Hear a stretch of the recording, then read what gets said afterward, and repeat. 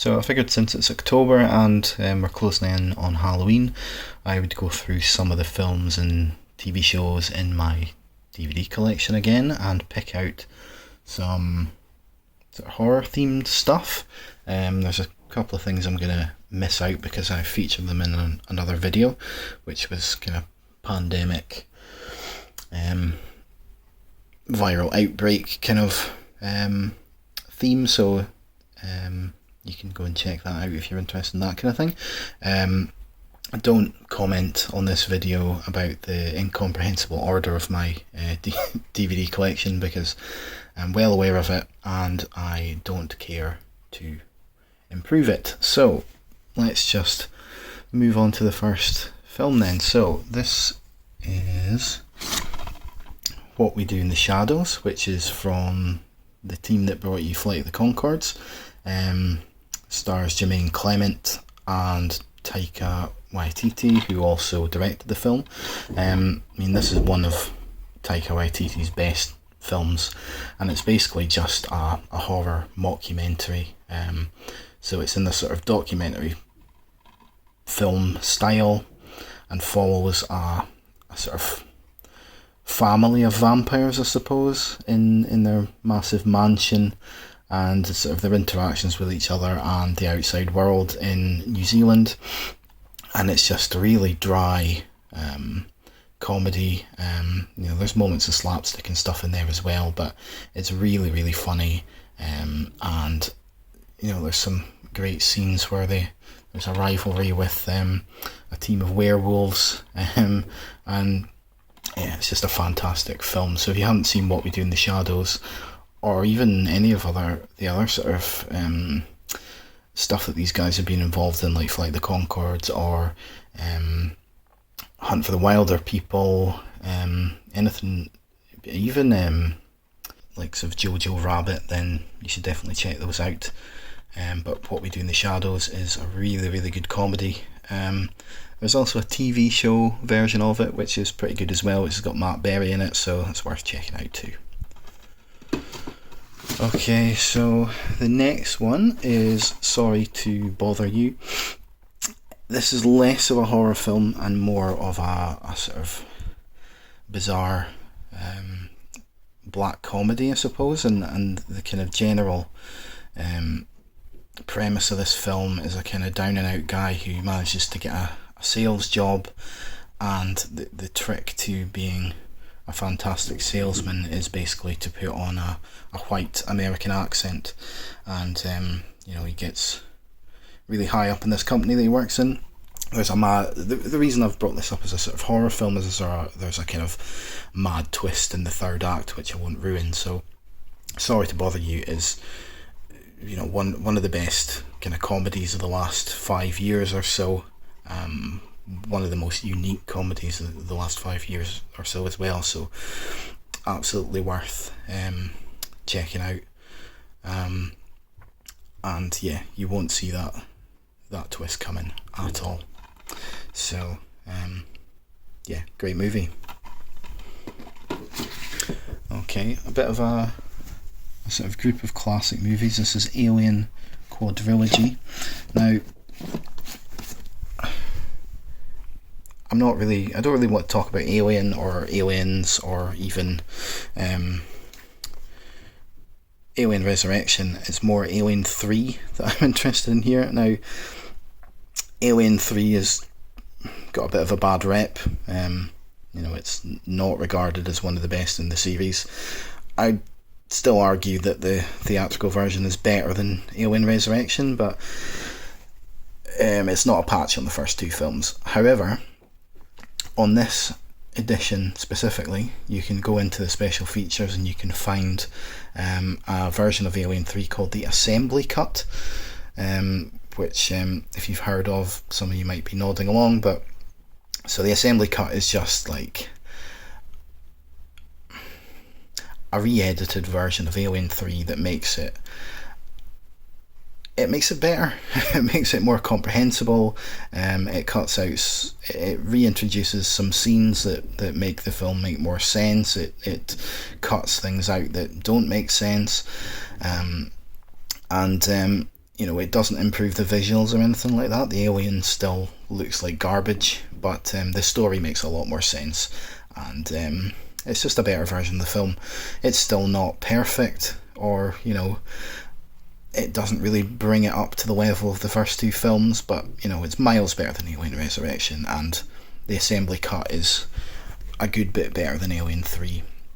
The theatrical release of Alien 3 at least, and it's definitely worth trying to find it and trying to watch it and see whether you change your opinion on Alien 3 after all these years. So that is Alien 3 the assembly cut, which you can find on certain versions of Alien Quadrilogy. This is like a standard DVD version.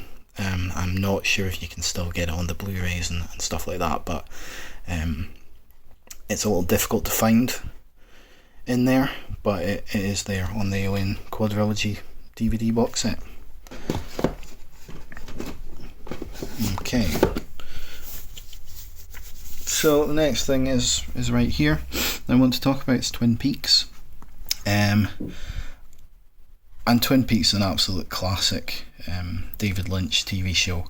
It's a little bit of a mixed bag really, because the second season is not great, but season 1 is absolutely fantastic, and it's basically just centres around the murder of Laura Palmer in this small mountain town, and it's kind of a mysterious murder, and as the series progresses you uncover kind of her background and how she wasn't quite as sweet and innocent as perhaps some in the town thought she was. The FBI come in, and Agent Dale Cooper, who's played by Kyle MacLachlan, and he kind of tries to uncover what's going on. There's a lot of paranormal weirdness in this, a lot of just complete insane moments, given that it's created by David Lynch, but it's definitely worth digging out. Like I said, the first season's really good. The second season's not quite so focused, but you obviously have to watch it to get the end of the story. There is a new series that came out 2015, which again is just kind of more insanity, but really worth watching as well. So yeah, that's Twin Peaks. Okay, so the next one I've got here is Them, which is a classic 50s giant monster horror film, I suppose. I mean, that was the sort of Cold War era where everyone was afraid of nuclear holocaust, and all of these kind of mad monster films came out where some kind of nuclear catastrophe had created some kind of creature that people had to battle against. Godzilla's probably the one that started it off. So Them is, as you can see from the cover, is about giant ants, and it's just a really fun old school sort of sci-fi B-movie, and if you like sort of old school sci-fi movies, like even like the sort of 50s version of the War of the Worlds or that kind of thing, then Them is really good. Also one I can't remember the name of, but it's got Michael Caine trying to fight off killer bees, which is definitely worth checking out if you can Google that. But Them is really good. Just massive giant ants being blown up by the American military. So lots of fun. I mean, it's a bit dated, but who cares? It's a good movie. Okay, the next one is a film called Skeletons, which is a sort of cult British comedy, I suppose. It's sort of a dry comedy. It's kind of these two guys who go door to door trying to exorcise people's demons, their sort of secrets and that kind of thing. And there's a bit of paranormal action in here, so there's a little bit of a Ghostbusters vibe where they use kind of specialist equipment to like seek out bad vibes and stuff in people's homes. It's got that same kind of dry wit about it, but it's more just about the relationship between the two guys, and there's a lot of them just walking and talking. So it's a very low budget British film, but a really good watch, and with just a sort of strange premise. But like I say, it's more about just the interactions of the characters than it is about anything else. But yeah, a really interesting and unusual film.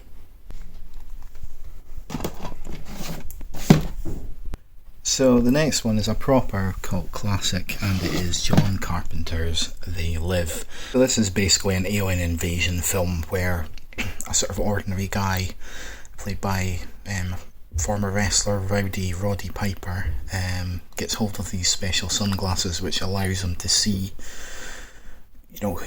who's been taken over by the aliens, and he sort of goes around trying to save society from disaster. It's just a really cool film, kind of slickly made, really satirical. Roddy Piper, he's a wrestler, but he does a serviceable job. There's a great line where he bursts into a bank, I think it is, and he shouts, "I've come here to kick ass and chew bubblegum, but I'm all out of bubblegum." Absolutely iconic line, so definitely worth checking out. It's not really that much of a horror film, but it is a kind of action horror, so and it's just a fantastic film, so definitely worth seeking out. And yeah, it's rated 18, so there you go. Okay, so the next one is another classic film, and it is Battle Royale. So basically, Japan is in ruins, and for some reason they are sending school children to an island where they must battle it out, and only one of them can survive. So, like the name says, it's a battle royale. So they basically have to kill each other until there's just one of them left. It's ultra violent, it's ultra gory, and it's really, really entertaining. So if you haven't seen Battle Royale, or even if you are a fan of like the Hunger Games series and haven't seen this, then if you want to see a sort of ultra violent version of that, then this is definitely the way to go. So yeah, Battle Royale, absolute beast of a movie. Okay, now something a bit more light-hearted is Tucker and Dale versus Evil. So this is just a flat-out horror comedy, and I suppose the clever thing about Tucker and Dale versus Evil is that it turns the kind of slasher genre on its head a little bit, in that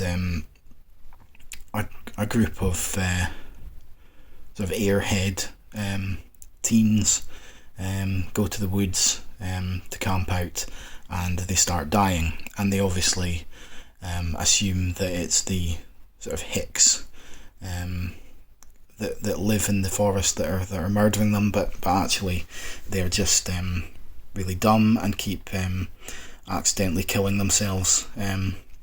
So Tucker and Dale are actually these two really nice guys, and they keep trying to help these teens who are in distress, but they see them as a threat, and sort of, they always run away, and then they get killed by running into a sharp tree branch or stupid shit like that.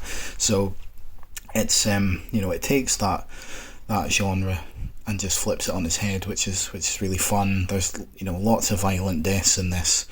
They're usually pretty funny. There's a bit of a sort of love story in there as well. But it's a lot of fun if you want to watch something a little bit different.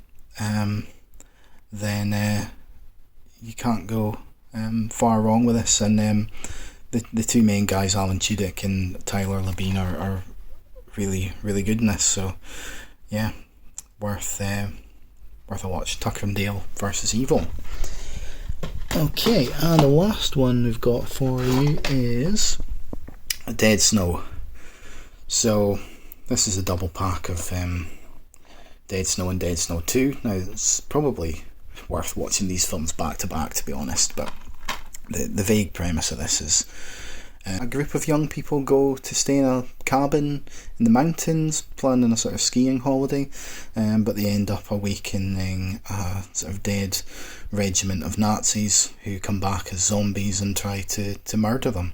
And that's basically what happens. And it's just super gory, really stupid, but loads and loads of fun. So if you like kind of stupid zombie comedies, then you'll like this. I mean, it's not Shaun of the Dead, it's not that kind of film. It's far more just kind of a gore fest, but really good. And then the sequel is just Dead Snow on steroids, basically, where the Nazis basically try to take over an entire town, and it's far more explosive and just kind of, it just ramps the action of the first film, which was a fairly small, kind of more localized film. It just goes off the rails. So if Nazi zombies sounds like your thing, then definitely check out Dead Snow and the sequel Dead Snow 2. So that's kind of all the films and shows that were in my collection here. There were a couple. There was one in particular that I can't find, which is Garth Marenghi's Dark Place, which is just an absolute stonewall classic comedy show, which is basically